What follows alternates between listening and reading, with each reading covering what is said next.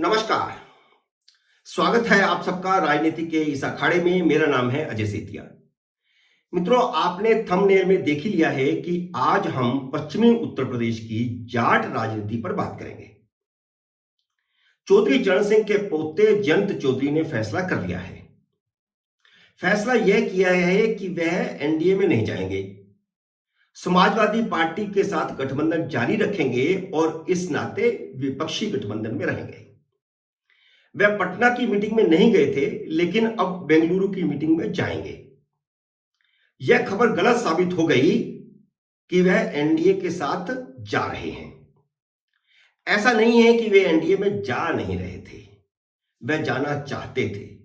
उन्होंने भारतीय जनता पार्टी को इंडिकेशन भी भेजा था, लेकिन भारतीय जनता पार्टी ने 2019 के लोकसभा चुनाव और 2022 के विधानसभा चुनाव में नुकसान उठाने के बावजूद इस बार उन्हें कोई तवज्जो नहीं दी। 2019 में सपा बसपा और रालोद गठबंधन के कारण भारतीय जनता पार्टी सहारनपुर, बिजनौर, नगीना, मुरादाबाद और अमरोहा की लोकसभा सीटें हार गई थी। 2019 के लोकसभा चुनाव और 2022 के विधानसभा चुनाव में भारतीय जनता पार्टी ने उनसे गठबंधन की कोशिश की थी, तो उस समय जयंत चौधरी नहीं माने थे, जबकि अमित शाह के लेवल पर बात हो रही थी। भारतीय जनता पार्टी को 2022 के विधानसभा चुनाव में भी जाट बेल्ट में थोड़ा नुकसान उठाना पड़ा था। मुजफ्फरनगर में भारतीय जनता पार्टी को 4 सीटों का नुकसान हुआ, मेरठ में 3 सीटों का नुकसान हुआ और शामली में भी 2 सीटों का नुकसान हुआ। इसके बावजूद इस बार जब जयंत चौधरी ने गठबंधन का इंडिकेशन भेजा, तो इस बार अमित शाह नहीं माने। भारतीय जनता पार्टी ने उन्हें कोरा जवाब भी नहीं भेजा, बल्कि गठबंधन में लोकसभा की सिर्फ 1 सीट देने की पेशकश करके उनकी आरती उतार दी। एक तरह से उनको कह दिया कि नहीं आना है तो 1 सीट लेकर के आओ, जबकि वे 3 सीटें मांग रहे थे। 2014 और 2019 में समाजवादी पार्टी के साथ गठबंधन में दोनों बार वे 3-3 सीटें लड़े थे। दोनों ही बार तीनों सीटें हारे थे, जीत नहीं पाए। तो आम धारणा यह थी कि अगर चौधरी चरण सिंह एनडीए में शामिल होते हैं तो दोनों को फायदा होगा, भाजपा को भी फायदा होगा, क्योंकि भाजपा ने 2019 में भी नुकसान उठाया था, 2022 में भी नुकसान उठाया था। और भारतीय जनता पार्टी ने पूर्वांचल में अपना किला मजबूत करके रखा हुआ है, लेकिन पश्चिमी उत्तर प्रदेश में किला मजबूत नहीं है। पूर्वांचल में तो संजय निषाद और अनुप्रिया पटेल के बाद अब ओम प्रकाश राजभर भी समाजवादी पार्टी का दामन छोड़कर भाजपा के साथ आ चुके हैं, लेकिन पश्चिम में उसका कोई ऐसा बड़ा सहयोगी नहीं है जिससे भाजपा को फायदा हो। पिछली बार पश्चिम में ही भाजपा को नुकसान हुआ था, इसलिए आम धारणा यह बन रही थी कि चौधरी साथ आ जाते हैं तो भाजपा का किला पश्चिमी उत्तर प्रदेश में भी मजबूत हो जाएगा, जो 2019 और 2022 में कमजोर हुआ है। फिर सवाल उठता है कि भारतीय जनता पार्टी ने उन्हें टका सा जवाब क्यों दे दिया। तो इसके 2-3 कारण हैं। सबसे पहला कारण तो यह है कि पिछले लोकसभा चुनाव में समाजवादी पार्टी, बसपा, रालोद का गठबंधन हो जाने के बावजूद आरएलडी के तीनों उम्मीदवारों को भारतीय जनता पार्टी के उम्मीदवारों ने हराया था। और इस बार अब तक के इंडिकेशन यह है कि बसपा उनके साथ नहीं है।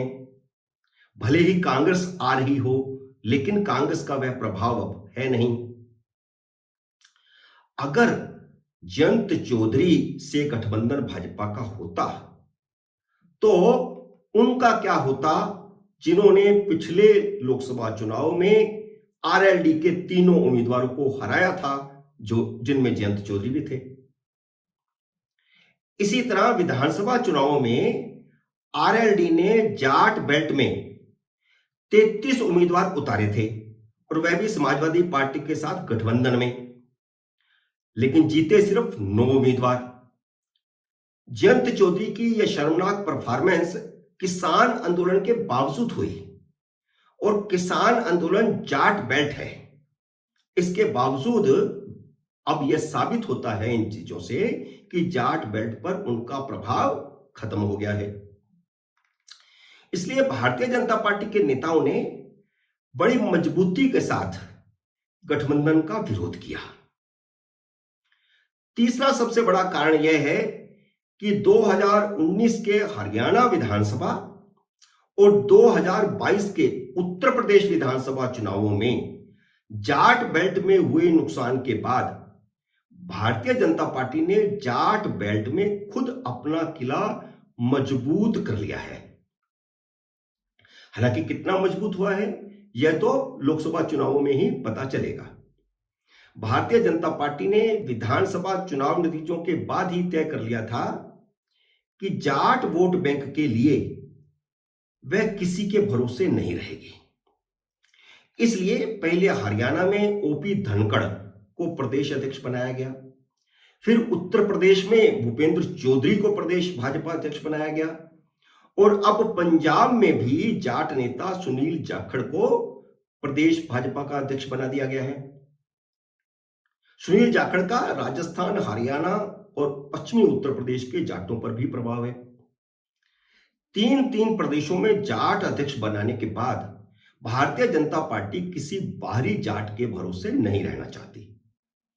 राजस्थान में भी 3 साल तक सतीश पूनिया को प्रदेश भाजपा का अध्यक्ष बनाए रखा था और अब जाकर के उनको प्रदेश अध्यक्ष पद से मुक्त करके विधानसभा में उपनेता बना दिया है।